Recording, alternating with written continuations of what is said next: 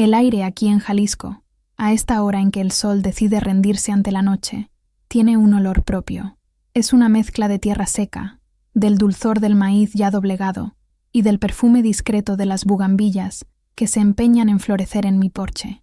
Es un olor que conozco desde hace 74 años, un olor a hogar, a vida y a secretos. Antes de que abra el portón de mi pasado y te deje entrar en una historia que he guardado bajo 7 llaves durante casi toda mi existencia, te pido un instante de tu atención.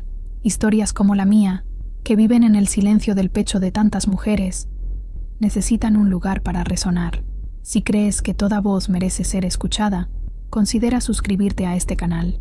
Es un gesto sencillo, pero que ayuda a garantizar que más memorias, como la que estoy a punto de compartir, no se pierdan en el polvo del tiempo. Ahora, siéntate conmigo. Deja que el viento de la tarde te toque el rostro y escucha.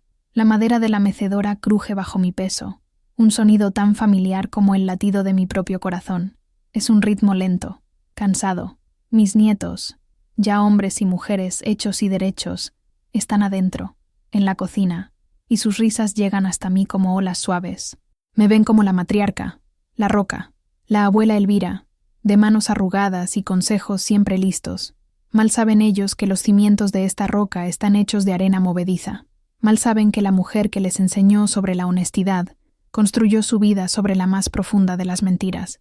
Hoy, mi hijo Miguel me ha traído una foto antigua, una de esas en blanco y negro, con los bordes ya amarillentos por el tiempo. En ella estoy yo, joven, sosteniéndolo en mi regazo. A mi lado, mi difunto esposo, Javier. Miguel sonrió, con esos ojos que siempre me parecieron un regalo y un castigo. Mira, mamá, yo era clavado a papá, ¿verdad? Mi sonrisa se congeló. El aire se volvió denso, pesado, difícil de tragar. Asentí con la cabeza, un movimiento mecánico que he perfeccionado a lo largo de 50 años. Sí, mi hijo, clavado a él. Pero mientras las palabras salían, mi pecho se oprimió con la fuerza de un tornado, porque allí, en esa foto descolorida, yo no veía a Javier en el rostro de mi bebé. Veía a otro hombre, un hombre cuyo nombre no se pronuncia en esta casa desde hace décadas. Un fantasma con la misma sangre que corría por las venas de mi marido, su primo, Mateo. Y en ese instante, el peso de medio siglo de silencio se derrumbó sobre mí. La mentira que me salvó fue también la cadena que me aprisionó. Juré que me llevaría este secreto a la tumba. Pero ahora, con el final de mi viaje más cerca que el comienzo, siento una necesidad desesperada, una ansia que me quema la garganta, de finalmente confesar, de contar cómo sucedió todo, de entender, quizás por última vez, cómo una joven asustada de un rancho polvoriento pudo tomar una decisión que cambiaría para siempre el destino de todos los que amaba. La verdad no va a cambiar el pasado, lo sé, pero quizás, solo quizás, pueda liberar mi futuro, por muy corto que sea. Para entender la tormenta, es necesario conocer la calma que la precedió, o lo que yo, en mi inocencia, llamaba calma. Nací en 1950, en una pequeña comunidad rural en los alrededores de Tepatitlán de Morelos, aquí mismo en Jalisco. El mundo era del tamaño de lo que mis ojos podían alcanzar. El campo de maíz que ondulaba con el viento, el contorno azulado de la Sierra Madre en el horizonte, y el cielo, un azul tan vasto e indiferente que llegaba a doler. Mi nombre es Elvira Márquez. Hoy soy de la Cruz, el apellido de mi marido. Pero en aquella época era solo Elvira, la hija del medio de un agricultor de manos callosas y de una mujer cuyo rostro ya nació cansado. La vida era sencilla y brutalmente clara. Los niños aprendían a domar la tierra, las niñas aprendían a domar la casa, y sobre todo, a sí mismas. Aprendíamos a hablar bajo, a servir primero el plato de los hombres, a bordar nuestra esperanza en manteles que nunca serían nuestros, y a tragarnos las palabras que pudieran causarnos problemas. El silencio era la primera lección de supervivencia de una mujer. Yo no era guapa como mi hermana mayor, Inés, cuyo cabello negro y ojos de azabache hacían tropezar a los muchachos en el mercado del domingo. Tampoco era fuerte como mi hermana menor, Sofía, que podía cargar cubos de agua del pozo sin derramar una gota. Yo era la de en medio, la callada, la que se escondía detrás de los libros viejos que el cura de la parroquia me prestaba. Soñaba con lugares que no conocía, con vidas que no eran la mía. Soñaba con un amor que fuera más que un acuerdo, más que un intercambio de tierras por una esposa obediente. Mi madre, Carmen, Me miraba con una mezcla de lástima y preocupación. Elvira, hija mía, decía mientras remendaba una camisa de mi padre, la aguja moviéndose con una precisión resignada. Los sueños no llenan la barriga. Un buen marido, eso sí, garantiza el pan en la mesa. Y el buen marido apareció cuando yo tenía 19 años. Javier de la Cruz. Un hombre casi 15 años mayor, dueño de un pequeño camión y de un rancho vecino al nuestro, un poco más grande y más próspero. Era un hombre serio, de pocas palabras y una mirada que parecía estar siempre calculando la distancia hasta el próximo destino. Mi padre vio en él la seguridad. Mi madre vio el alivio de tener una hija menos de la que preocuparse. ¿Y yo? Yo vi el fin de mis sueños. Recuerdo el día en que fue a nuestra casa para pedir mi mano. No habló conmigo. Habló con mi padre, sobre el precio del maíz, sobre la sequía que se acercaba, sobre la unión de nuestras tierras. Yo serví el café, con la cabeza gacha, sintiendo su mirada sobre mí. No era una mirada de deseo o de afecto, era una mirada de inspección, como si estuviera evaluando un animal en el mercado, viendo si yo era sana, lo suficientemente fuerte para el trabajo y para darle hijos. Aquella tarde, mi futuro fue sellado entre sorbos de café y promesas de prosperidad. No tuve voz, no tuve elección. Así eran las cosas. La boda fue una mañana calurosa de mayo. El sol de Jalisco parecía decidido a cocinar la tierra. Usé el vestido de novia de mi madre, un poco amarillento y ajustado en la cintura. La iglesia estaba llena de rostros conocidos, todos sonriendo con una formalidad que no alcanzaba los ojos. Me sentía como una espectadora en mi propia vida. Caminé hacia el altar del brazo de mi padre, sintiendo la tela áspera de su mejor camisa. Miré a Javier, que me esperaba junto al cura. Llevaba un traje oscuro que parecía incómodo, el sudor brillando en su frente. No sonrió cuando me vio, solo asintió, un gesto corto, casi impaciente. Durante la ceremonia, las palabras del cura sobre amor, honor y obediencia sonaban lejanas, como una radio mal sintonizada. Mi mente divagaba, pensaba en mis libros, en las historias de amor que había leído. Ninguna de ellas se parecía a esto. Ninguna de ellas hablaba del pesado silencio entre dos personas que estaban a punto de prometerse una vida entera juntas. Cuando el cura dijo, «Puede besar a la novia», Javier se inclinó y presionó sus labios secos y finos contra los míos. Fue un toque breve, sin calor, sin sentimiento. Fue el cumplimiento de un contrato. La fiesta fue en nuestro rancho. Había música, comida y mucho tequila. La gente bailaba, reía y me daba palmaditas en la espalda, diciendo que había hecho un buen negocio. «Javier es un hombre trabajador», decía un tío. «Nunca pasarás hambre», aseguraba una tía. Nadie me preguntó si era feliz. La felicidad de una mujer no era una variable importante en esa ecuación. Aquella noche fui a mi nueva casa, el rancho de Javier. Era una casa sencilla de adobe, más grande que la de mis padres, pero fría e impersonal. Olía a polvo y a soledad. Me enseñó el cuarto, la cocina, el patio. Hablaba de forma práctica, como un capataz instruyendo a un nuevo empleado. No había amabilidad en su voz, solo eficiencia. La noche de bodas fue como el resto del día, una formalidad, un deber que cumplir. Fue rápido y silencioso, y cuando terminó, se dio la vuelta y se durmió casi al instante. Me quedé allí, acostada en la oscuridad, escuchando sus ronquidos y el sonido de los grillos afuera. Las lágrimas que había contenido todo el día finalmente brotaron, silenciosas, deslizándose por mi rostro y mojando la almohada nueva. En esa oscuridad comprendí la profundidad de mi soledad. No me había casado con un hombre, me había casado con una ausencia, y esa casa no era un hogar, era el escenario de mi sentencia. Era la señora de la Cruz, pero nunca en mi vida me había sentido tan perdida y sin nombre. Los días que siguieron se convirtieron en semanas, y las semanas en meses, todos con el mismo color gris de la rutina. Javier era camionero, esa era su pasión, si es que un hombre como él podía tener una. El camión era su verdadero hogar, la carretera, su verdadera compañera. Pasaba 3, 4 semanas fuera, cruzando el país, transportando mercancías de Guadalajara a Tijuana, de Monterrey a Veracruz. Yo me quedaba atrás, la guardiana del rancho, la mujer que esperaba. Su partida era siempre la misma.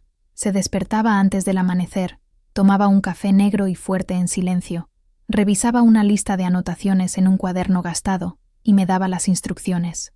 Alimenta a las gallinas, riega la huerta, no olvides cerrar la puerta con llave por la noche. Eran órdenes, no peticiones. Me daba un beso seco en la frente. un gesto tan desprovisto de afecto que era casi un insulto, y se iba. Yo oía el motor del camión arrancar, el sonido retumbando en la madrugada, y luego el silencio regresaba, más denso y opresivo que antes.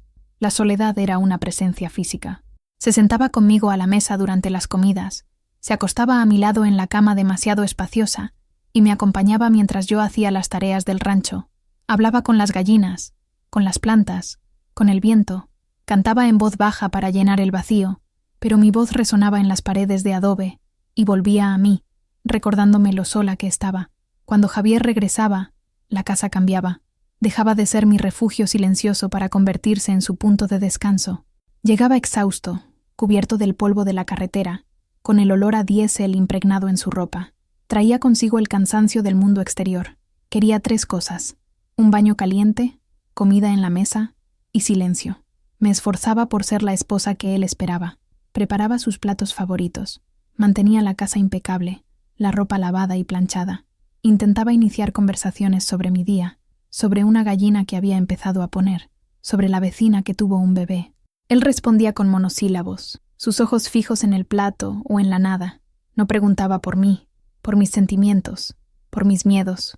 Yo era parte del mobiliario de la casa, útil y funcional, pero silenciosa. Hubo noches en las que intenté acercarme. Intenté encontrar al hombre detrás de la fachada de trabajador incansable. Toqué su hombro en la cama, busqué su mirada, pero él se apartaba, o fingía estar dormido, o simplemente decía: «Estoy cansado, Elvira». El rechazo era un cuchillo frío y constante en mi pecho. Yo era joven, tenía un cuerpo lleno de vida y un corazón sediento de afecto, pero estaba muriendo de inanición emocional. Me sentía invisible, un fantasma en mi propia casa, la esposa de un hombre que estaba casado con la carretera, y cada día que pasaba, un pequeño pedazo de mí se apagaba. Fue en el apogeo de la cosecha de maíz, casi 3 años después de mi boda, cuando él apareció. El aire estaba pesado y caliente, y el sol de agosto no daba tregua. Javier había decidido que la cosecha de ese año era demasiado grande para que la hiciera solo yo, con los pocos jornaleros que contrataba. «Voy a llamar a mi primo para que ayude», anunció una noche, entre un bocado y otro. «Mateo, el hijo de mi tía Consuelo. Es joven, fuerte y necesita trabajo». El nombre sonó vago en mi mente. Lo había visto de pasada en nuestra boda, un muchacho delgado entre la multitud, pero no podía recordar su rostro. Una semana después, llegó. Javier no estaba en casa. Había salido a uno de sus largos viajes, dejando solo una nota avisando que Mateo llegaría en cualquier momento. Yo estaba en el patio, remendando una cerca del gallinero, cuando oí el sonido de un caballo acercándose. Levanté la cabeza, protegiendo mis ojos del sol con la mano. Un joven venía por el camino de tierra, montado en un caballo bayo. Se detuvo frente al portón y desmontó. Era Mateo. Era más alto de lo que imaginaba, y más joven que Javier. Debía tener unos 22, 23 años. Tenía el cabello oscuro y ondulado, que le caía sobre la frente, y unos ojos castaños que parecían albergar una dulzura tímida. Vestía ropa sencilla de trabajo, pero había una decencia, una limpieza en su apariencia. Se quitó el sombrero, revelando un rostro curtido por el sol, y sonrió, una sonrisa vacilante que iluminó su semblante. «¿Señora de la Cruz?», preguntó. Su voz era suave, casi una disculpa. «Soy Mateo, primo de Javier». «Sé quién eres», respondí, intentando mantener la compostura. Javier me avisó. «Bienvenido». Ató el caballo y se acercó. Lo primero que noté fue cómo me miraba. A diferencia de Javier, que me inspeccionaba, Mateo me veía. Sus ojos se encontraron con los míos, y no desvió la mirada. Había curiosidad, quizás un poco de nerviosismo, pero también un respeto genuino. Javier dijo que necesitaban ayuda con la cosecha. Dijo, pasándose la mano por el pelo: «Estoy listo para empezar cuando usted diga». La forma en que dijo «usted» me hizo sentir importante, como si mi opinión realmente contara. Le ofrecí agua y lo llevé a la pequeña habitación del fondo, que sería suya durante su estancia. Agradeció con una sinceridad que me desarmó. En ese primer encuentro, algo cambió en la atmósfera de la casa. La llegada de Mateo no rompió el silencio. Lo llenó con una nueva melodía, una que yo no oía desde hacía mucho, mucho tiempo. Era la melodía de la presencia humana, de la consideración, de la simple amabilidad. Y yo, hambrienta de cualquier migaja de calor humano, sentí una chispa de algo que creía muerto dentro de mí empezar a temblar. Los días siguientes fueron diferentes a todos los que había vivido en ese rancho. El trabajo de la cosecha era duro, agotador. Nos despertábamos con el primer canto del gallo e íbamos al campo, bajo el sol implacable de Jalisco. Pero el trabajo, que antes era una tarea solitaria y monótona, ahora tenía un nuevo ritmo. Mateo era un trabajador incansable. Sus manos, aunque jóvenes, eran fuertes y hábiles, pero no era solo su fuerza lo que me impresionaba, era su compañía. Mientras trabajábamos codo con codo, arrancando las mazorcas de maíz y lanzándolas a las cestas, él hablaba. Contaba sobre su familia, sobre sus sueños de tener algún día su propio pedazo de tierra. Hablaba de cosas sencillas, pero con una pasión que me fascinaba. Y lo más importante, me hacía preguntas. ¿Usted siempre ha vivido aquí en Tepatitlán?, preguntó un día, mientras descansábamos a la sombra de un árbol. Siempre, respondí. Nunca he salido de Jalisco. ¿Y no tiene curiosidad por conocer otros lugares? El mar, por ejemplo. Dicen que es como un cielo azul que se puede tocar. Su comentario me tomó por sorpresa. Nadie me había preguntado nunca por mis deseos. Yo leía sobre el mar en los libros, confesé, un poco avergonzada, pero es solo un sueño de niña. Los sueños no son solo para niñas, señora Elvira, dijo, y por primera vez usó mi nombre, sin el apellido de mi marido atado a él. El sonido de mi propio nombre en su boca fue extrañamente íntimo. Los sueños son lo que nos mantienen vivos. A la hora del almuerzo, comíamos juntos en el porche. Yo preparaba las comidas, y él siempre elogiaba. «Esto está delicioso, señora Elvira. Usted tiene manos de ángel». Eran palabras sencillas, pero para mí, que estaba acostumbrada al silencio o a las críticas veladas de Javier, sonaban como la más bella poesía. Empecé a notar pequeños detalles. La forma en que sonreía cuando yo contaba una historia graciosa de mi infancia. La manera en que me entregaba la herramienta más pesada, como si quisiera ahorrarme el esfuerzo. Una tarde, una espina de cactus se me clavó en la mano. Intenté sacarla, pero solo empeoraba la situación. Mateo se acercó, pidió permiso con la mirada, y con una delicadeza que no esperaba de unas manos tan callosas, tomó mi mano y retiró la espina con su cuchillo. Su toque fue breve, pero envió un escalofrío por todo mi cuerpo. Un calor que no venía del sol. No coqueteábamos, no de forma obvia, pero había una corriente subterránea de algo que crecía entre nosotros, una complicidad, un entendimiento que no necesitaba palabras. En nuestras miradas había una conversación silenciosa. Él veía mi soledad y yo veía su bondad. Y en ese suelo árido de mi vida, donde pensé que nada más podría florecer, una pequeña y peligrosa semilla de afecto estaba empezando a brotar. Sabía que estaba mal. Era una mujer casada, pero por primera vez en años me sentía viva. Y esa sensación era tan adictiva como peligrosa. La tormenta llegó sin aviso, como suele ocurrir en el verano de Jalisco. El día había sido sofocante, el aire tan quieto que parecía difícil respirar. Al final de la tarde, el cielo se oscureció de repente. Nubes pesadas y oscuras rodaron sobre la sierra, y el viento comenzó a aullar, levantando el polvo rojo del suelo. Estábamos terminando de guardar las herramientas en el granero, cuando las primeras gotas de lluvia, gruesas y pesadas, comenzaron a caer. En segundos, la lluvia se convirtió en un diluvio. El agua caía a cántaros, y los relámpagos iluminaban el cielo, seguidos por el estruendoso sonido de los truenos que hacían temblar el suelo. «Es mejor que esperemos aquí», dijo Mateo, cerrando la gran puerta de madera del granero.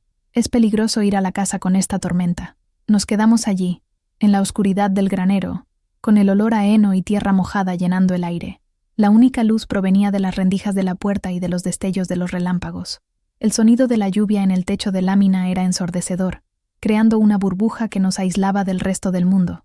El silencio entre nosotros era diferente ahora. No era el silencio cómodo del trabajo, sino un silencio cargado de electricidad, como el propio aire de afuera. Podía oír mi propia respiración, el latido descompasado de mi corazón.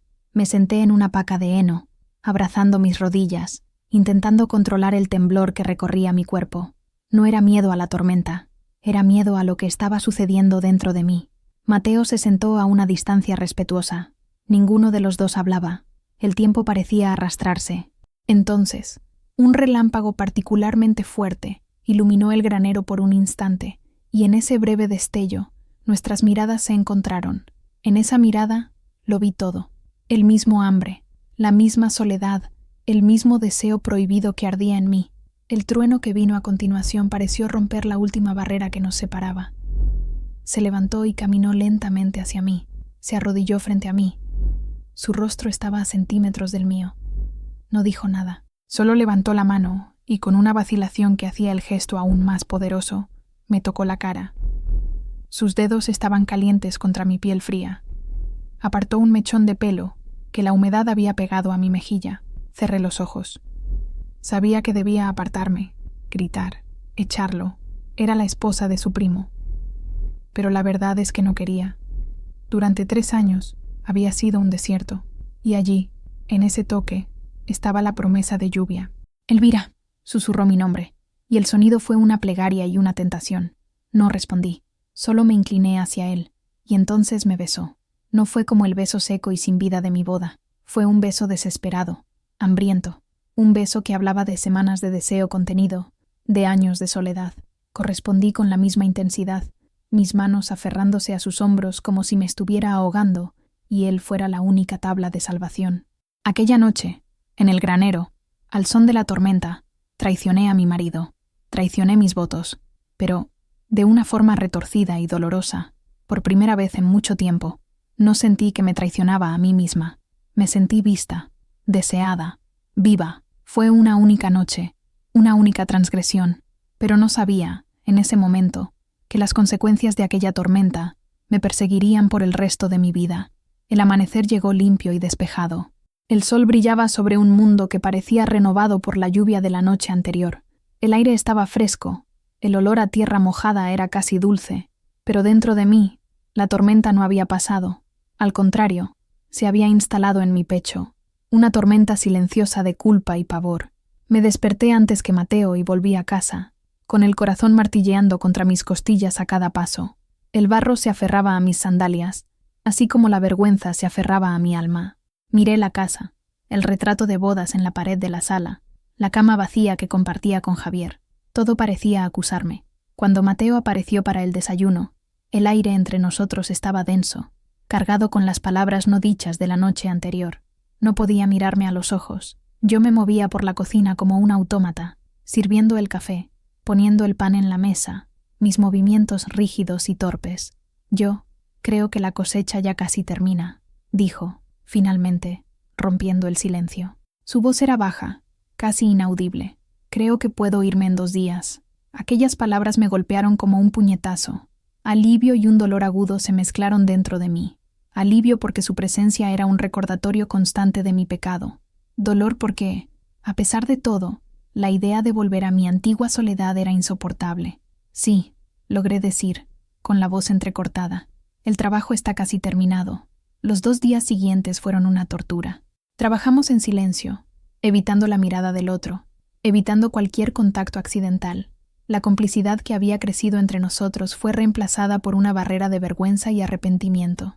La belleza de nuestra conexión había sido manchada por la realidad de nuestra transgresión. Él era el primo de mi marido. Yo era la esposa de su primo. No había futuro para nosotros, solo el precipicio que habíamos creado. La mañana de su partida, guardó sus pocas cosas en un saco de lona. Le preparé algo de comida para su viaje.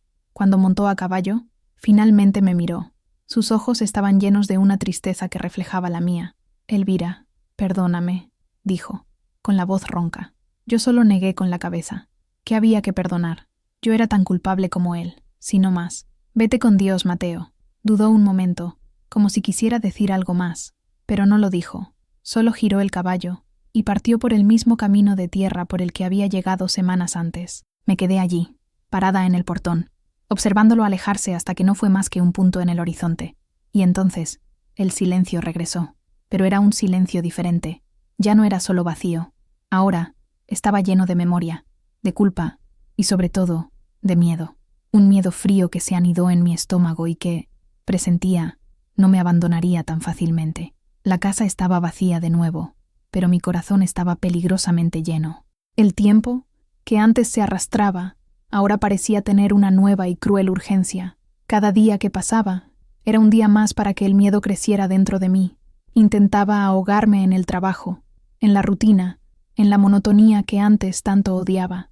Limpiaba la casa con un fervor obsesivo, como si pudiera restregar la mancha de mi conciencia. Deshierbaba la huerta con una fuerza desesperada, arrancando las malas hierbas como si fueran los pensamientos que me atormentaban, pero nada funcionaba. Por la noche, en la cama vacía, el recuerdo de aquella noche en la tormenta volvía, vívido e implacable. Entonces, algo empezó a cambiar, un cansancio diferente, que no provenía del trabajo físico, una náusea sutil por la mañana, que atribuía al calor o a algo que comí. Pero fue cuando mi ciclo mensual, siempre tan puntual como el reloj de la iglesia, no llegó, que el miedo se transformó en pánico puro. Al principio lo negué. Es solo un retraso, me decía a mí misma. El estrés, el trabajo duro, me aferraba a cualquier excusa, por más frágil que fuera. Conté los días en un calendario viejo, marcando cada uno con una pequeña X, como si estuviera marcando los días de mi propia sentencia. Pasó una semana, luego 2. El pánico era algo vivo dentro de mí. Me despertaba en medio de la noche con el corazón desbocado, el sudor frío recorriendo mi espalda. Durante el día, cualquier mareo, cualquier cambio en mi cuerpo me enviaba a una espiral de terror. Miraba mi reflejo en el espejo del armario, buscando señales, cualquier cambio en mi silueta. Mi cuerpo, que apenas conocía, se había convertido en mi enemigo, un traidor que guardaba un secreto que podría destruir mi vida. Fui al pueblo, a Tepatitlán, con la excusa de comprar hilos y telas. Caminé por las calles con el corazón en la boca y entré en la pequeña botica del señor Rodríguez. Con manos temblorosas, compré hierbas que las mujeres mayores decían que podían solucionar retrasos. Té de ruda, de canela. Volví a casa y preparé las infusiones amargas, bebiéndolas con una mezcla de esperanza y repulsión. Pero nada sucedió. Mi cuerpo se negaba a obedecer. Había pasado un mes desde la partida de Mateo. El retraso persistía. Las náuseas matutinas se hicieron más fuertes. Mis pechos estaban adoloridos. No necesitaba un médico para saberlo. Lo sabía. Dentro de mí, una vida estaba comenzando. Una vida que no era fruto de mi matrimonio. Una vida que era el resultado de una única noche de debilidad, de soledad, de deseo. El suelo pareció abrirse bajo mis pies. ¿Qué iba a hacer? Javier volvería en unas semanas. ¿Cómo podría explicarlo? El escándalo sería devastador. Sería expulsada de casa, deshonrada, una paria. Mi familia me repudiaría. ¿Y el niño? ¿Qué futuro tendría un niño nacido del pecado, de la vergüenza? Me senté en el suelo de la cocina, el mundo girando a mi alrededor. El terror era tan grande, tan abrumador, que por un momento deseé no existir más. Pero entonces, una mano invisible tocó mi vientre. Un instinto primitivo, más fuerte que el miedo, más fuerte que la vergüenza, emergió de las profundidades de mi ser. El instinto de una madre. Necesitaba proteger esa vida, y para protegerla, tendría que crear la mayor mentira de mi vida. El pánico, cuando alcanza su punto máximo, puede paralizar o puede forjar una claridad fría y afilada. En mi caso, fue la segunda opción. Después de aquella noche en el suelo de la cocina, algo dentro de mí cambió. La desesperación dio paso a una determinación gélida. La supervivencia se convirtió en mi único objetivo. No podía cambiar lo que había sucedido, pero quizás, solo quizás, podría controlar la narrativa. Tomé el calendario de nuevo. Mis dedos temblaban mientras hojeaba los meses. Necesitaba una historia creíble, incuestionable. Mis pensamientos corrían, frenéticos, calculando, planeando. Javier. ¿Cuándo había estado en casa por última vez, antes de que llegara Mateo? Recordé su última corta estancia. 2 noches, solo 2 noches, hacía casi 2 meses. Las matemáticas eran mi enemiga. Un embarazo contado a partir de esa fecha sería imposible. La barriga aparecería demasiado pronto. El bebé nacería demasiado pronto. Pero, ¿y si mentía sobre la fecha de mi última menstruación? ¿Y si la adelantaba unas semanas? Era un riesgo enorme, pero era el único que tenía. Empecé a construir la mentira, ladrillo por ladrillo. Tomé el calendario e hice nuevas marcas, falsas. Creé una cronología alternativa, una que se ajustara a mi necesidad. Repasé la historia en mi cabeza, una y otra vez, hasta que empezó a sonar como verdad. Me forzaría a creerla, para poder contarla con la convicción de una inocente. El siguiente paso era controlar los síntomas. Las náuseas matutinas eran las más difíciles. Aprendí a disimularlas, a correr al patio con la excusa de ir a dar de comer a las gallinas cuando sentía que el malestar subía. Comía galletas saladas antes de levantarme, un truco que oí de una vecina. Vivía en un constante estado de alerta, vigilando mi propio cuerpo, temiendo que me traicionara. La parte más difícil era la soledad de mi plan. No podía confiar en nadie. Mi madre, mis hermanas, me querían, pero eran mujeres de su tiempo. El honor de la familia sería lo primero. Un secreto como el mío era demasiado grande para ser compartido. Estaba sola en esta conspiración, la única arquitecta y ejecutora de mi frágil plan de salvación. Pasé las siguientes semanas ensayando. Ensayaba la expresión de sorpresa y alegría que tendría que mostrarle a Javier. Ensayaba las respuestas a las preguntas que podría hacer. Ensayaba la forma en que contaría las semanas, los meses, de forma natural, como si no hubiera nada que ocultar. La mentira se convirtió en mi segunda piel. Miraba mi vientre, a un plano, y hablaba con la vida que crecía allí. Lo lograremos. Susurraba en el silencio de la noche. Voy a protegerte. Nadie lo sabrá nunca. Era una promesa hecha en la oscuridad, una alianza entre una madre aterrorizada y un hijo inocente. Y en esa promesa encontré la fuerza para continuar. Ya no era solo la Elvira asustada. Me estaba convirtiendo en una leona, dispuesta a hacer cualquier cosa para proteger a su cría, aunque eso significara vivir una mentira por el resto de mi vida. El sonido familiar del motor del camión de Javier, retumbando a lo lejos, fue la señal. Mi corazón saltó a mi garganta. Era el momento. El telón estaba a punto de abrirse para la obra que había ensayado con tanto esmero. Respiré hondo, presioné las manos sudorosas contra mi delantal y fui hacia la puerta, forzando una sonrisa en mi rostro. Bajó de la cabina, lento y pesado, como siempre. El olor a polvo y diésel lo precedió. Parecía más cansado de lo normal, con ojeras oscuras bajo los ojos. «Elvira», dijo, con voz ronca. No era un saludo, era una constatación de mi presencia. «Bienvenido de vuelta, Javier», respondí, mi voz saliendo un poco más temblorosa de lo que me hubiera gustado. «¿Fue bueno el viaje?» «Largo», fue todo lo que dijo, mientras pasaba a mi lado y entraba en la casa, arrojando su maleta en un rincón. Lo seguí a la cocina, donde la mesa ya estaba puesta para la cena. Se sentó, esperando que le sirviera. El silencio era el mismo de siempre, pero para mí, hoy, era ensordecedor. Cada segundo de quietud era una oportunidad para que mi valor flaqueara. Serví la comida, mis manos temblando ligeramente. Me senté frente a él, observándolo comer. Comió el primer plato en silencio. Luego el segundo. Necesitaba hablar. Ahora. «Javier», empecé, y él levantó la vista del plato, una ceja arqueada en señal de impaciencia. Tragué saliva. «Yo tengo una noticia», continuó masticando, esperando. Creo que estoy embarazada». Las palabras salieron, suspendidas en el aire pesado de la cocina. Javier dejó de masticar. Dejó el tenedor en el plato con un golpe sordo. Sus ojos, generalmente tan distantes, me miraron con una intensidad que nunca había visto.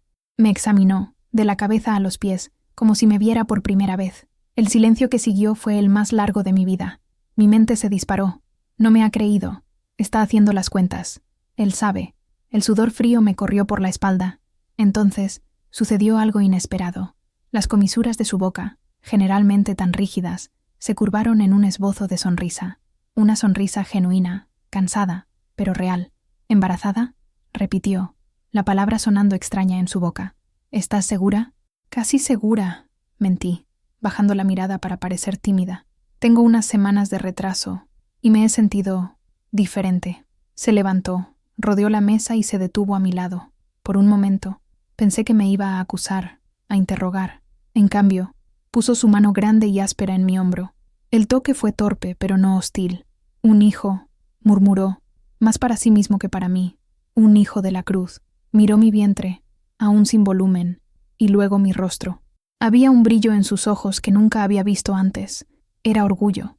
En ese momento, una ola de alivio tan poderosa me golpeó, que casi me dejó sin aliento. La mentira había funcionado. Me había creído. Pero el alivio vino acompañado de una punzada de culpa tan aguda que casi me hizo llorar. La alegría en el rostro de mi marido era por un niño que él creía suyo, y yo, la esposa mentirosa, le estaba robando la verdad. La primera viga de mi prisión de mentiras había sido colocada, y el cemento era la felicidad ignorante del hombre al que engañaba. El embarazo se convirtió en mi realidad y en mi disfraz. Cada cambio en mi cuerpo era a la vez una maravilla y una fuente de terror. La barriga, que tardó en aparecer, era mi reloj, marcando el tiempo que me quedaba hasta el día del juicio final. el nacimiento. Javier, para mi sorpresa, cambió. No se convirtió en un hombre cariñoso de la noche a la mañana, eso sería pedir demasiado, pero su indiferencia fue reemplazada por una especie de celo protector. Empezó a pasar menos tiempo en la carretera, organizando viajes más cortos. Preguntaba si necesitaba algo, si estaba comiendo bien. Una noche, llegó a casa con una cuna de madera que había comprado en Guadalajara. La montó en un rincón de nuestro cuarto en silencio, su rostro concentrado en la tarea. Yo lo observaba, con el corazón hecho un nudo apretado en el pecho. Cada gesto de su incipiente paternidad era un cuchillo en mi conciencia. La comunidad a mi alrededor también reaccionó. Las mujeres mayores me daban consejos no solicitados, examinaban la forma de mi barriga tratando de adivinar el sexo del bebé, compartían historias de partos. «Tu barriga está bien redonda, Elvira, va a ser una niña», decía una. «No, está puntiaguda, es niño, seguro», argumentaba otra. Yo sonreía, agradecía, y por dentro temblaba. ¿Y si el bebé nacía con los ojos de Mateo, con su sonrisa? ¿Y si algún rasgo inconfundible lo delataba? El miedo era mi compañero constante. Me convertí en una experta en esquivar preguntas peligrosas. Cuando alguien preguntaba, ¿de cuánto tiempo estás?, respondía con la fecha que había inventado, repitiéndola tantas veces que casi me convencía de que era verdad. Pero las matemáticas eran implacables. Sabía que el niño podría nacer un poco antes de lo esperado. Ya tenía una excusa preparada. Los bebés prematuros no eran infrecuentes. Las noches eran las peores. Mientras Javier roncaba a mi lado, yo me quedaba despierta, con las manos sobre el vientre, sintiendo los sutiles movimientos dentro de mí. Era un milagro aterrador. Amaba a ese niño con una ferocidad que me asustaba. Era un amor puro, incondicional, pero nacido de un acto impuro. Hablaba con mi bebé en susurros, en la oscuridad. Le pedía perdón, le prometía un mundo de amor y seguridad, aunque ese mundo estuviera construido sobre una base de mentiras. A veces, el peso del secreto era tan grande que sentía que me iba a asfixiar. Miraba al horizonte, a las montañas lejanas, y sentía ganas de correr, de huir, de dejarlo todo atrás. Pero, ¿a dónde iría? Una mujer embarazada y sola en ese mundo no tenía a dónde ir. Y además, estaba el amor. El amor innegable por esa pequeña vida que dependía de mí. Así que me quedaba. Sonreía, fingía, contaba los días, las semanas, los meses. Esperaba el nacimiento de mi hijo con una mezcla de anhelo y pavor. Sería el día de mi salvación o el día de mi ruina. Y solo Dios sabía cuál de los dos me había reservado el destino. La vida en una comunidad rural es como vivir en una casa con paredes de cristal. Todos ven todo, o creen que lo ven, y lo que no ven, lo inventan. Mi embarazo era el tema del momento, y sentía las miradas curiosas sobre mí cada vez que iba a misa el domingo o al pequeño mercado del pueblo. Una tarde calurosa, estaba sentada en el porche, cosiendo una pequeña manta para el bebé, cuando doña Elodia, la vecina más anciana y más chismosa de la región, se detuvo frente a mi portón. Era una mujer pequeña, arrugada como una uva pasa, con ojos pequeños y brillantes que no se perdían nada. «Buenas tardes, Elvira», dijo, con una sonrisa que no llegaba a los ojos. «¿Trabajando para el angelito que viene en camino?» «Buenas tardes, doña Elodia». «Sí, tratando de adelantar las cosas», respondí, forzando una cordialidad que no sentía. Se acercó, apoyando los brazos en la cerca. Sus ojos examinaron mi barriga de arriba a abajo. «La llevas baja. Es señal de que el parto está cerca». Mi corazón dio un vuelco. «Los médicos dicen que todavía faltan casi 2 meses», respondí rápidamente. Quizás demasiado rápido. Soltó una risita, un sonido agudo e irritante. «Ah, esos médicos de la ciudad. ¿Qué sabrán ellos? La experiencia nos enseña más. Por el tamaño de esa barriga, yo diría que este niño no espera más de 1 mes para ver el mundo». La sangre se me heló en las venas. Sus palabras, dichas de forma casual, fueron como una sentencia. Solo estaba haciendo una observación basada en supersticiones de viejas. Lo sabía, pero ¿y si tenía razón? ¿Y si el bebé nacía antes del tiempo que yo había calculado en mi mentira? Un nacimiento 1 mes antes de lo previsto sería un escándalo. Se harían las cuentas, se recordarían las fechas, y el nombre de Mateo, el primo que estuvo aquí ayudando en la época de la concepción, inevitablemente saldría a relucir. «Quizás es que viene grande», tartamudeé, intentando parecer despreocupada. Dicen que los hijos de Javier nacen grandes. Doña Elodia entrecerró los ojos. Puede ser, puede ser. Se quedó en silencio un momento, un silencio que pareció durar una eternidad. Luego, añadió, con falsa inocencia, fue una suerte que el primo de Javier viniera a ayudar en la cosecha, ¿no? Un trabajo tan pesado para una mujer recién casada. Me faltó el aire. ¿Lo sabía? ¿O solo estaba tanteando el terreno? Mi rostro debió palidecer, porque sonrió, una sonrisa satisfecha de quien ha olido un secreto. Bueno, ya me voy. No quiero estorbarte. Cuídate, hija, y que venga con salud. Se dio la vuelta y se fue, cojeando lentamente por el camino de tierra. Me quedé allí, paralizada, la aguja y el hilo olvidados en mi regazo. Su comentario podría no haber sido nada, solo la charla ociosa de una anciana, pero para mí fue un disparo de advertencia. La prueba de que mi fortaleza de mentiras era frágil, vulnerable. Las paredes de cristal se estaban cerrando a mi alrededor, y me di cuenta, con un terror creciente, de que el peligro no estaba solo en el rostro de mi hijo, sino también en la memoria y en la lengua afilada de las personas que me rodeaban. La cuenta atrás se había vuelto aún más peligrosa. Los dolores comenzaron una madrugada lluviosa, 2 semanas antes de la fecha que yo había inventado. Fue un alivio y un terror. 2 semanas era un tiempo aceptable para que un parto se adelantara. No levantaría demasiadas sospechas. La mentira, por un pelo, parecía haberse sostenido. Desperté a Javier con un gemido. Él, que dormía el sueño pesado de los justos, se despertó de un sobresalto. Viendo mi rostro contraído de dolor, actuó con una rapidez y eficiencia que me sorprendieron.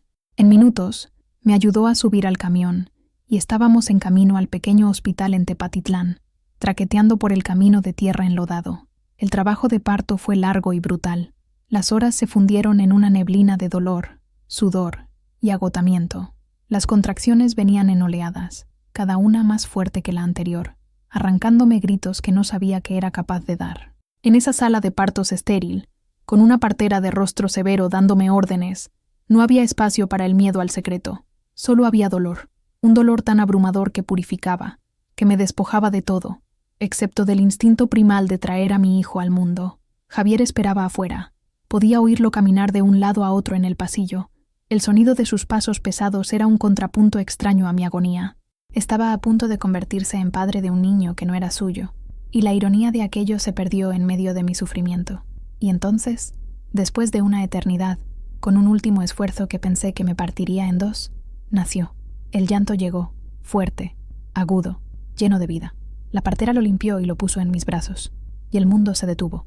Todo desapareció. El dolor, el miedo, la culpa, la mentira. Todo se disolvió en el momento en que miré ese pequeño rostro arrugado y rojo. Era perfecto.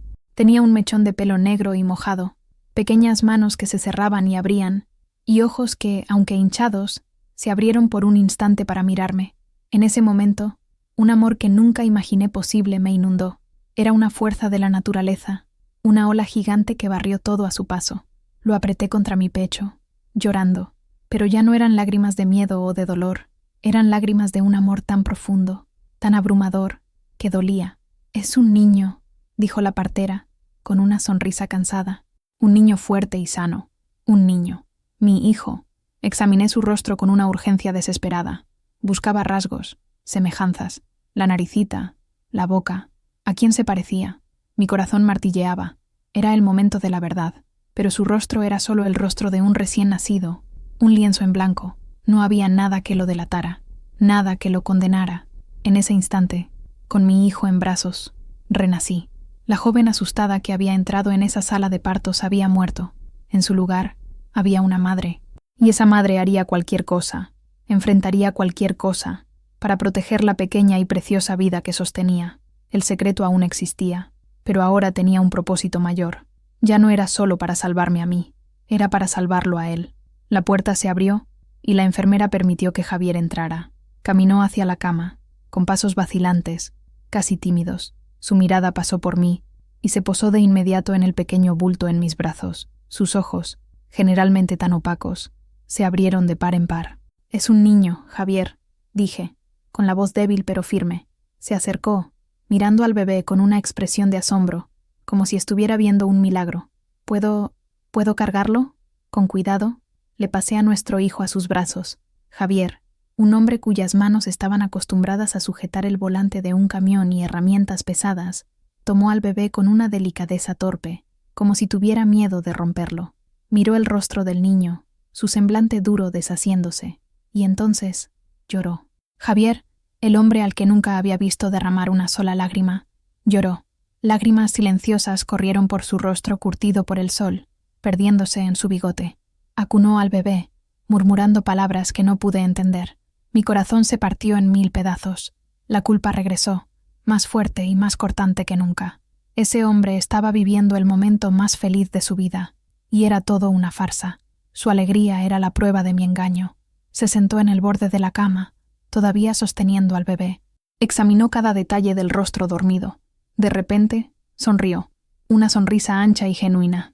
«Mira, Elvira», dijo, con la voz embargada por la emoción. «Mira sus orejas.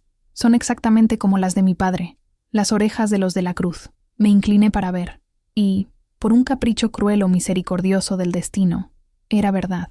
Las orejas de mi hijo eran pequeñas y ligeramente separadas de la cabeza, una característica distintiva en la familia de Javier, una que su padre y sus tíos compartían. Mateo no tenía esa característica. Fue como si el mismo Dios me hubiera dado una coartada, una prueba irrefutable, grabada en la carne de mi hijo, una coincidencia genética tan improbable que parecía una intervención divina. Javier se rió, una risa baja y feliz. «No hay duda, es mi hijo, un verdadero de la cruz», asentí, incapaz de hablar. Una ola de alivio y autodesprecio me recorrió. Estaba a salvo. Mi mentira estaba segura, blindada por una semejanza fortuita. Pero el precio de mi seguridad era la profundidad de mi traición. Le había dado a Javier un hijo para amar, pero también le había robado la verdad. «¿Cómo se llamará?», preguntó, sin apartar la vista del rostro del bebé. «Miguel», dije, sin dudar. Era un nombre fuerte, el nombre de un ángel protector.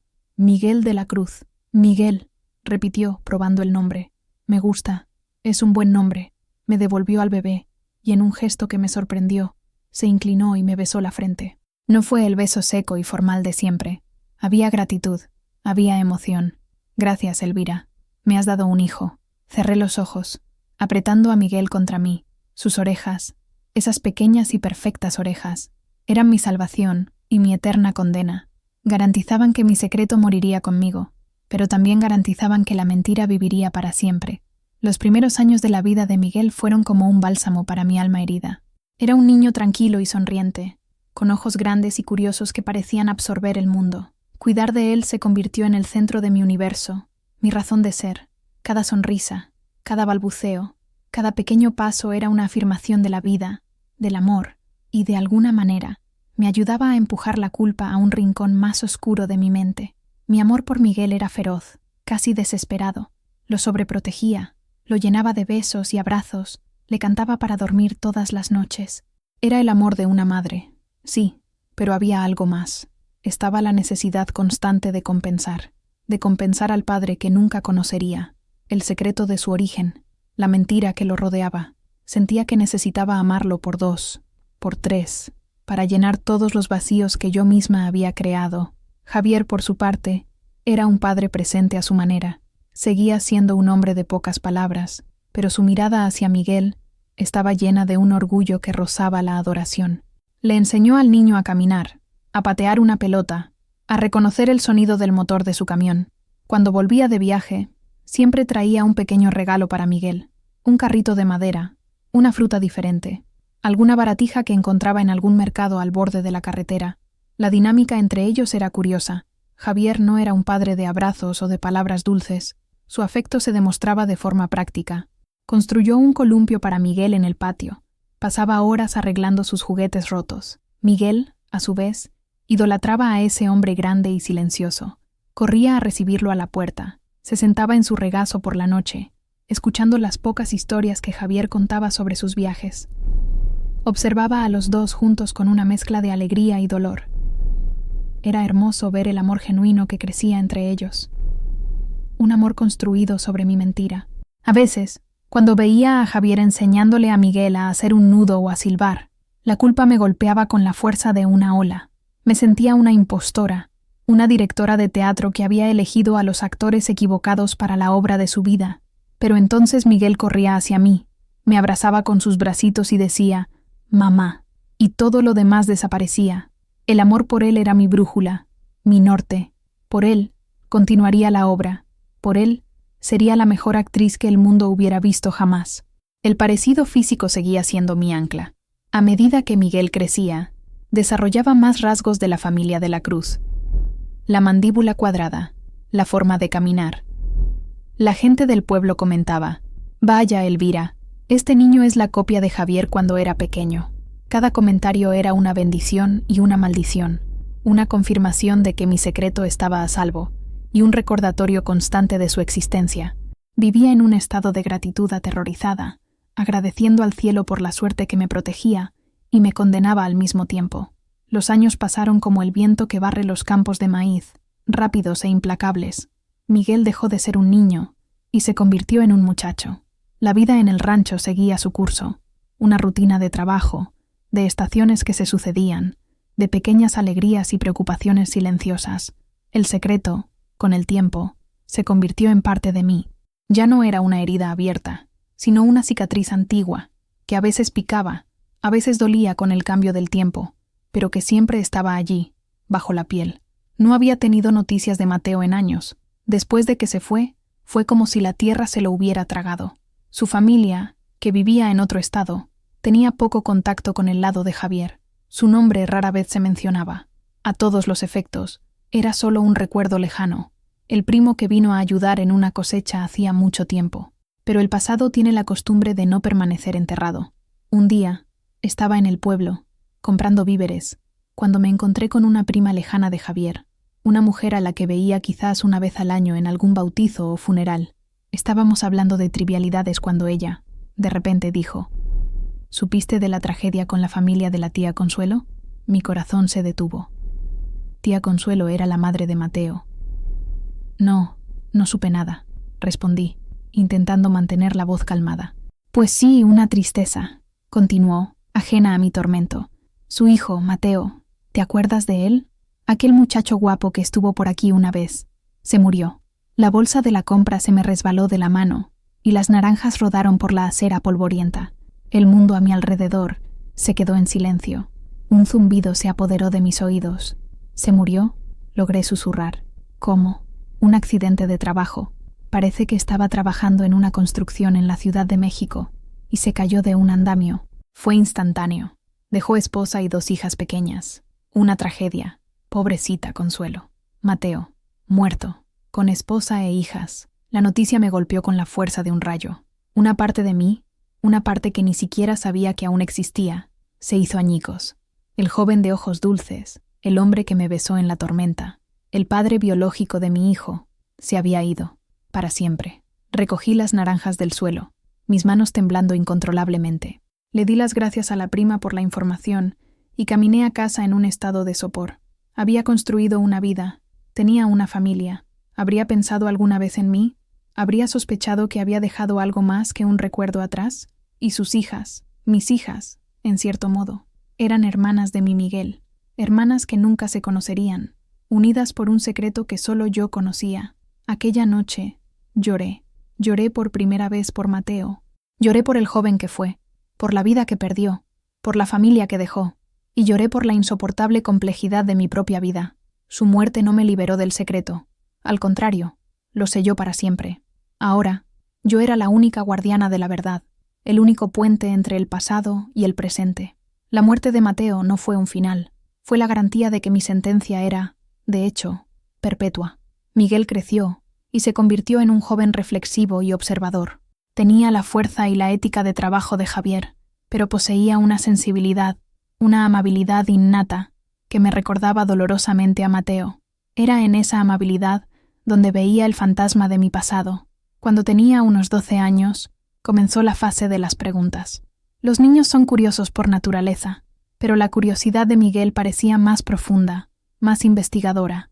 Una noche, estábamos los 3 en el porche. Javier limpiaba una herramienta y yo remendaba uno de los pantalones de Miguel. El cielo estaba lleno de estrellas. «Mamá», dijo Miguel de repente, «¿cómo fue cuando papá y tú se conocieron?» La pregunta era inocente, pero me tomó por sorpresa. Intercambié una mirada rápida con Javier, que solo se encogió de hombros, como si la pregunta no le interesara. Bueno, éramos vecinos, empecé, eligiendo las palabras con cuidado. Tu familia y la mía se conocían desde hacía mucho tiempo. Fue un arreglo natural. Miguel frunció el ceño. ¿Pero se querían? El silencio que siguió fue pesado. La palabra amor rara vez se usaba en nuestra casa. Javier continuó limpiando su herramienta, fingiendo no oír. Tu padre era un buen hombre, trabajador, dije, esquivando la pregunta. Y yo sabía que sería un buen proveedor. El amor a veces crece con el tiempo, mi hijo. No pareció satisfecho con la respuesta. ¿Pero no es como en las historias? ¿Donde la gente se enamora y no puede vivir el uno sin el otro? Me dolió el corazón. Tenía el alma de un soñador. El alma que yo misma tuve un día, antes de que la vida la endureciera. La vida real no siempre es como en las historias, Miguel, respondí suavemente. En otra ocasión, encontró una caja de fotos antiguas. Había fotos de mi boda, de Javier joven, de mis padres. Las esparció por el suelo, examinando cada una. ¿Quién es este?, preguntó, señalando una foto de grupo de mi boda. Apuntaba a la imagen borrosa de un joven en la esquina. Mateo. Se me cortó la respiración. Es un primo de tu padre. No vive por aquí. ¿Se parece un poco a mí?, preguntó Miguel, inclinando la cabeza, comparando la foto con su reflejo en un cristal. Se me heló la sangre. Miré, y por un instante, vi una ligera semejanza en la forma del rostro, en la forma en que el pelo caía sobre la frente. Era sutil, algo que solo yo, con el peso de mi conocimiento, podía notar. No seas tonto, dije, riendo con un nerviosismo que esperaba que no percibiera. Tú eres clavado a tu padre. Todo el mundo lo dice. Tomé la foto de su mano y la guardé rápidamente en la caja. Basta de polvo por hoy. Cada pregunta era como una pequeña excavación, amenazando con exponer los cimientos inestables de nuestra familia. Me convertí en una maestra en desviar, en cambiar de tema, en dar respuestas vagas que satisfacían la curiosidad superficial, pero que, temía, solo agudizaban las preguntas más profundas en su corazón. Él sentía que algo no encajaba perfectamente, aunque no supiera qué. Y yo vivía con el miedo constante de que un día una de sus preguntas fuera la correcta, la que no podría esquivar, la que haría que todo mi mundo se derrumbara. A medida que Miguel se convertía en un hombre, la relación entre él y Javier se solidificaba en una mezcla de respeto y distancia. Javier veía en Miguel la continuación de su nombre, de su trabajo. Le enseñó todo lo que sabía sobre la tierra, sobre el camión, sobre cómo ser un hombre en el mundo duro en el que vivían. Y Miguel lo absorbía todo, ansioso por complacer y por honrar al hombre que llamaba padre. Había un orgullo inmenso en los ojos de Javier cada vez que miraba a Miguel. Cuando Miguel, a los 16 años, logró arreglar solo el motor de un tractor que ni Javier podía reparar, vi a mi marido darle una palmada en la espalda a su hijo, un gesto raro de afecto físico, y decir: «Buen trabajo, muchacho. Tienes el don de los de la cruz para la mecánica». Miguel se iluminó con el elogio, su rostro enrojeciendo de placer. Yo presenciaba estas escenas con el corazón dividido. Por un lado, sentía una inmensa gratitud. Javier, sin saberlo, estaba siendo un padre maravilloso para el hijo de otro hombre. Le estaba dando a Miguel una herencia de conocimiento, de valores, un lugar en el mundo. Por otro lado, cada momento de conexión entre ellos era un recordatorio de mi deshonestidad. Era como si estuviera viendo una hermosa pintura que sabía que era una falsificación. La comunicación entre ellos, sin embargo, nunca fue fácil. Ambos eran hombres de pocas palabras, como lo habían sido Javier y su propio padre. Expresaban su amor a través de acciones, no de conversaciones, y yo siempre era el puente. Tu padre está muy orgulloso de ti, le decía a Miguel, después de que se graduara en la escuela técnica. No dijo nada, respondía Miguel, con un toque de decepción. Ya sabes cómo es, lo demuestra de otras maneras. ¿Viste cómo miraba tu diploma? Y luego iba con Javier. Deberías decirle a Miguel lo orgulloso que estás. Necesita oírlo. Él lo sabe, refunfuñaba Javier. Es mi hijo. Es su deber darme orgullo. Yo era la traductora de sus sentimientos silenciosos, la diplomática que mantenía la paz y la armonía en un reino construido sobre una mentira. Entendía que la distancia entre ellos no era por falta de amor, sino por una incapacidad masculina, pasada de generación en generación, para expresarlo. Pero en el fondo, siempre me preguntaba, ¿esa distancia no era también, de alguna manera, un reflejo del vacío de la verdad? ¿Un eco inconsciente del secreto que se cernía entre ellos? Se querían, de eso no tenía duda, pero era un amor que tenía un agujero en su centro, un agujero que tenía la forma de mi mentira, y yo, la única que conocía la existencia de ese agujero, pasaba mis días tratando desesperadamente de tejer una red de amor y normalidad sobre él, rezando para que nadie nunca mirara hacia abajo y viera el abismo. El tiempo es el ladrón más implacable. Roba la juventud, la fuerza y, finalmente, la vida misma. Vi cómo el tiempo comenzaba a robarle a Javier. El hombre que parecía hecho de hierro y polvo comenzó a oxidarse. Primero, fue una tos persistente que ignoró durante meses. Luego, el cansancio que lo hacía quedarse dormido en la silla después de la cena. Y finalmente, el diagnóstico que el médico nos dio con una mirada apesadumbrada, una enfermedad en los pulmones, resultado de años respirando el humo y el polvo de las carreteras. La enfermedad de Javier cambió la dinámica de nuestra casa. Él, que siempre fue el proveedor, el pilar, ahora necesitaba cuidados. Miguel asumió la mayor parte del trabajo en el rancho y los viajes más cortos con el camión, sin una sola queja. Yo me convertí en la enfermera de Javier. Cuidarlo en esa fragilidad me acercó a él de una manera que décadas de matrimonio no habían logrado. En la quietud del cuarto del enfermo, el silencio ya no era de distancia, sino de compañía. Le daba los medicamentos, preparaba sus sopas, le leía el periódico cuando sus ojos estaban cansados. Y a veces, él hablaba.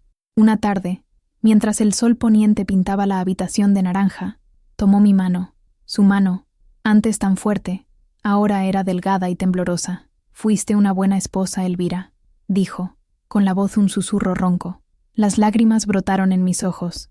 La inesperada bondad de sus palabras fue más dolorosa que cualquier acusación. «Tú también fuiste un buen esposo, Javier». Mentí. Negó con la cabeza. «No, siempre estaba fuera, siempre cansado. Pero tú me diste a Miguel. Fue lo mejor de mi vida. Ver a ese niño crecer, valió por todo. La culpa me asfixió. El secreto, que había estado dormido durante años, se despertó y gritó dentro de mí. Allí estaba él, al final de su vida, y su mayor alegría era mi mayor mentira. La tentación de confesar, de limpiar mi alma antes de que él partiera, fue abrumadora. Le debía la verdad, ¿no? ¿Merecía morir sabiendo quién era el hijo que tanto amaba? Abrí la boca para hablar. Las palabras estaban en la punta de mi lengua, pero entonces miré su rostro, delgado y pálido, y sus ojos, llenos de una paz cansada. ¿Qué derecho tenía yo a destruir esa paz? ¿Qué bien haría la verdad ahora? Serviría solo para aliviar mi conciencia, a costa de la felicidad final de un hombre moribundo. Sería el acto más egoísta de mi vida. Entonces me callé. Tragué la verdad una vez más, el sabor amargo de la mentira llenando mi boca. Acaricié su mano y dije: «Él te quiere mucho, Javier. Eres su héroe. Y él es mi orgullo», susurró, y una pequeña sonrisa se formó en sus labios. En ese momento, tomé una decisión. Elegí el silencio. Elegí dejar que mi marido muriera feliz, en la ignorancia. Mi penitencia sería cargar con el peso de ese secreto sola, para siempre. Sería mi carga, mi castigo, y quizás, al final, mi único acto de amor verdadero por él. Javier se fue una mañana de primavera, silenciosamente, como había vivido. El funeral estuvo lleno. La comunidad vino a presentar sus últimos respetos al hombre trabajador y honesto que todos conocían. Miguel estuvo a mi lado todo el tiempo, fuerte y firme, el pilar que su padre le había enseñado a ser. Recibió el pésame, se encargó de todos los arreglos, y solo cuando volvimos a la casa vacía, lo vi llorar. Se sentó en la mecedora de su padre, en el porche, y las lágrimas corrieron por su rostro. Lo abracé, y lloramos juntos. Lloré por el hombre que fue mi marido, por el compañero de toda una vida de silencios, y él lloró por el único padre que conoció. La vida continuó, como siempre lo hace. Miguel se convirtió en el hombre de la casa, cuidando de mí y del rancho, con una dedicación que me llenaba de orgullo. Poco tiempo después, se casó con Elena, una muchacha dulce del pueblo, y la casa volvió a llenarse de risas y de vida. Me convertí en abuela, primero de una niña, a quien llamaron Sofía, luego de un niño, Javier, en honor al abuelo que nunca conoció. Ver a mis nietos corriendo por el mismo patio donde creció Miguel fue una alegría tan profunda que a veces parecía que mi corazón iba a estallar. Yo era la abuela Elvira, la contadora de historias, la guardiana de las recetas familiares, la fuente de consejos y abrazos. Me deleitaba en este papel. Era un un lugar seguro donde mi identidad era simple e incuestionable. En esos momentos, rodeada del amor de mi familia, el secreto parecía una historia de otra vida, de una mujer que apenas reconocía, pero siempre estaba allí, acechando en las sombras. A veces, veía un gesto en mi nieto, una forma de inclinar la cabeza, que me recordaba a Mateo, y el suelo parecía vacilar bajo mis pies. A veces, Miguel contaba historias sobre el abuelo Javier a sus hijos, historias que había oído de mí, y la ironía era tan cortante que necesitaba salir de la habitación para respirar. Construí una familia hermosa, fuerte, amorosa, pero sabía, en las horas más oscuras de la noche, que era un árbol con una raíz envenenada, y el veneno era yo. Los amaba con cada fibra de mi ser, pero mi amor estaba entrelazado con mi mentira. Miraba a Miguel, un hombre bueno, un esposo fiel, un padre maravilloso, y me preguntaba, ¿sería el mismo hombre si supiera la verdad? Su identidad, su comprensión de sí mismo, todo estaba ligado a ser un de la Cruz. Si le arrancaba esa verdad, ¿qué quedaría? Me convencí de que mi silencio continuo ya no era por mí, era por él, por su felicidad, por su paz. Y ese pensamiento se convirtió en mi consuelo y en mi justificación. La viudez me trajo una nueva forma de soledad. Durante el día, la casa estaba llena con la energía de Elena y los niños, pero por la noche, cuando todos se iban a sus camas, el silencio de mi cuarto era profundo. No era la soledad de la ausencia de Javier. Él ya era una ausencia incluso cuando estaba vivo. Era la soledad de mi memoria. Yo era la única persona en el mundo que conocía toda la historia. Sin la presencia de Javier, el secreto se volvió exclusivamente mío. Ya no existía el miedo diario a que él lo descubriera, a que un desliz mío lo revelara todo.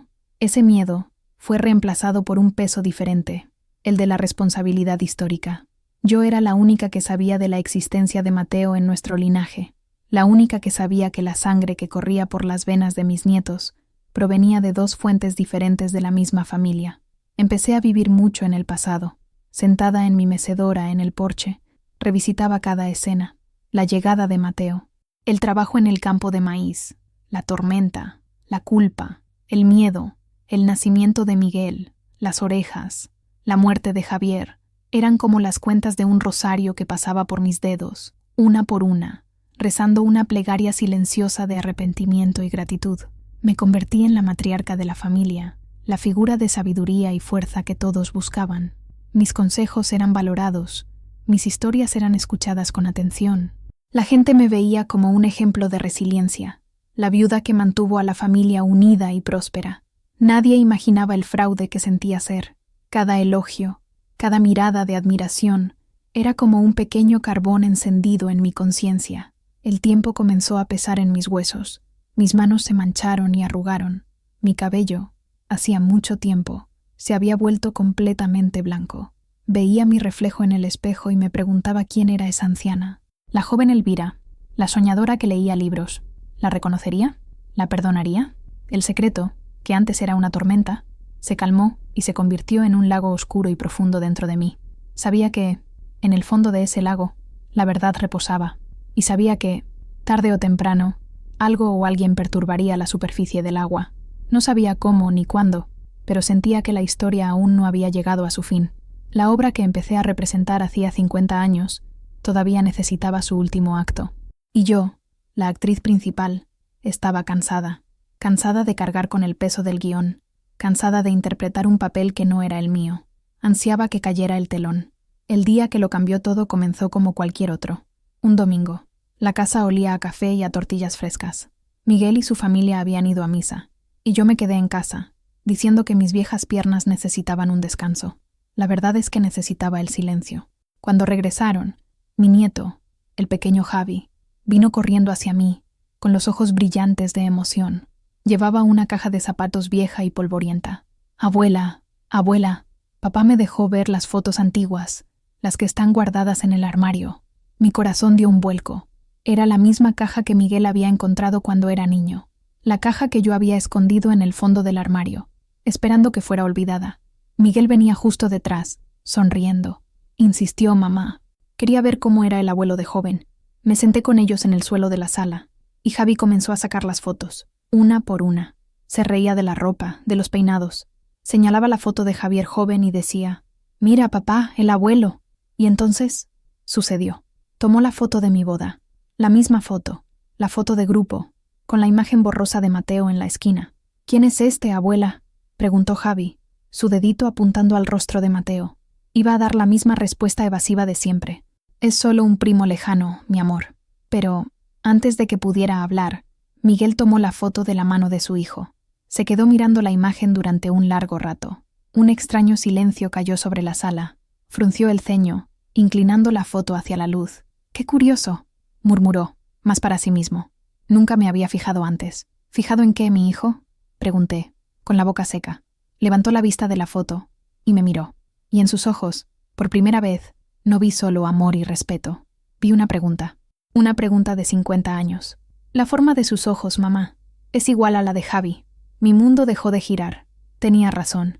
Mi nieto, el pequeño Javier, por algún capricho genético, había heredado los ojos de Mateo, ojos almendrados, con pestañas largas, diferentes a los míos, diferentes a los de Javier, diferentes a los de Miguel, pero idénticos a los del hombre en la foto.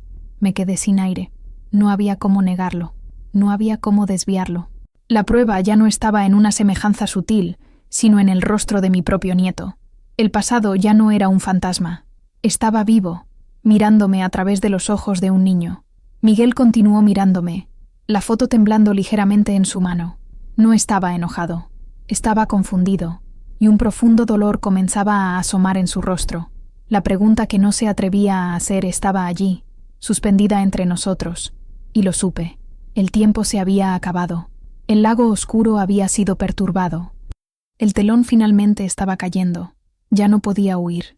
Después de 50 años de silencio, la hora de la verdad había llegado, y me encontró en el suelo de mi sala, sacada a la luz por la curiosidad inocente de un nieto, y por la innegable semejanza con un hombre muerto hacía mucho tiempo. Le pedí a Elena que llevara a los niños a jugar al patio.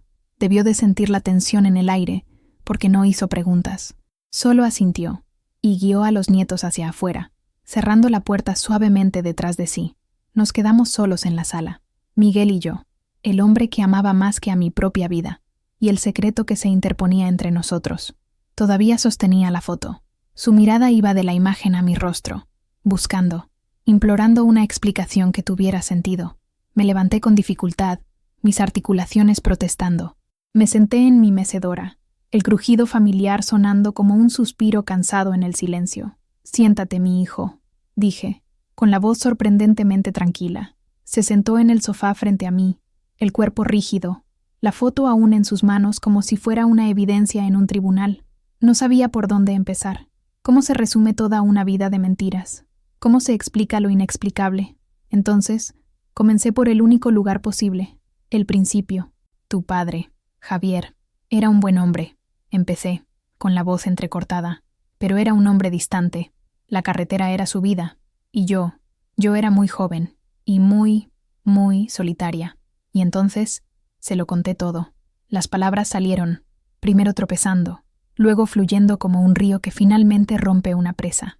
Le conté sobre la soledad, sobre el rancho silencioso, sobre mi hambre de afecto.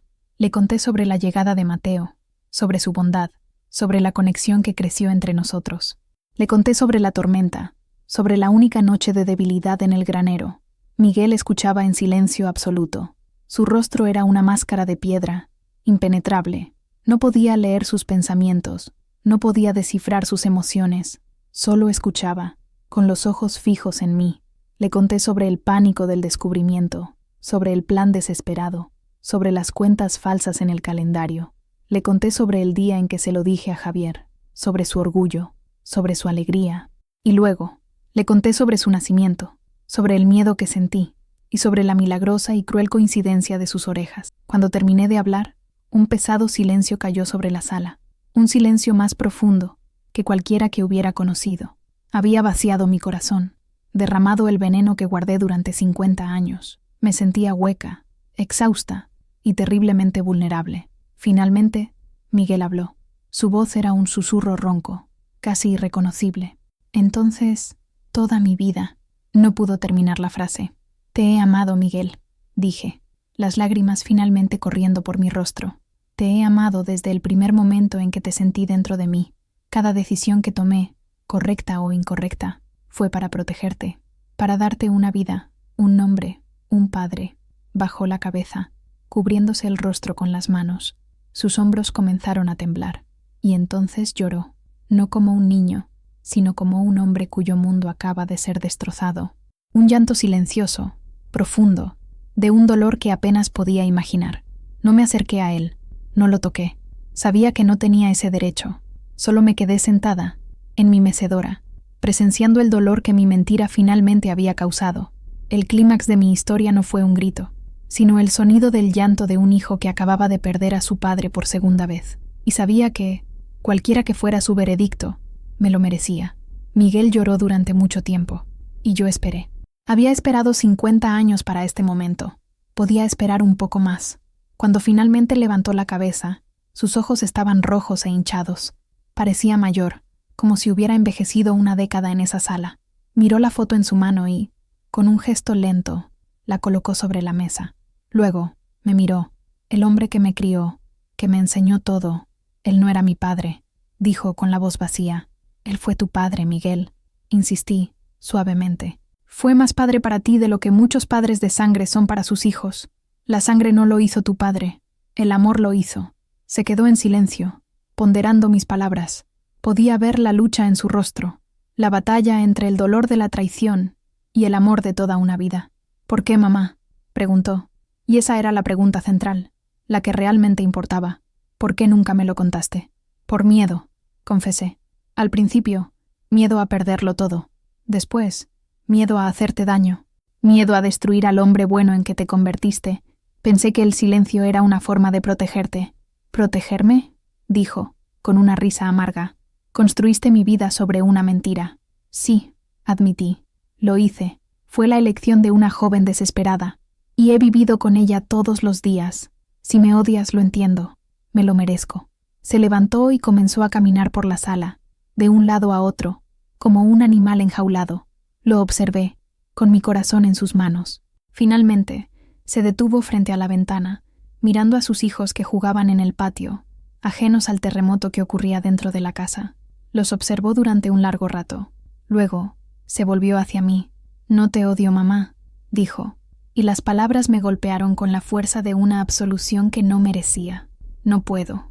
Te miro, y todo lo que veo es a la madre que me amó, que me cuidó, que lo sacrificó todo por mí».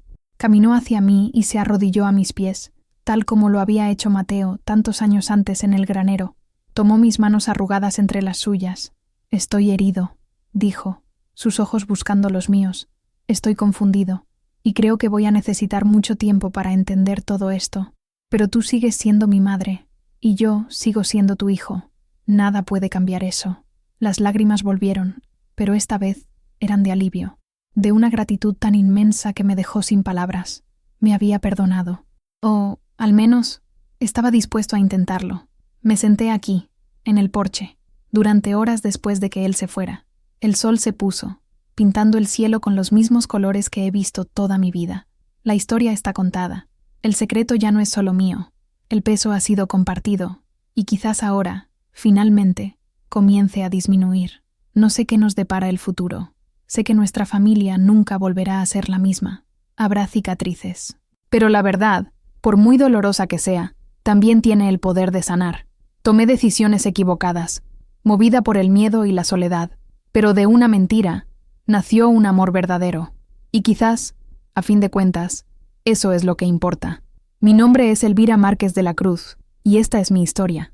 No la de una santa, ni la de una pecadora, solo la de una mujer que hizo lo que pudo para sobrevivir.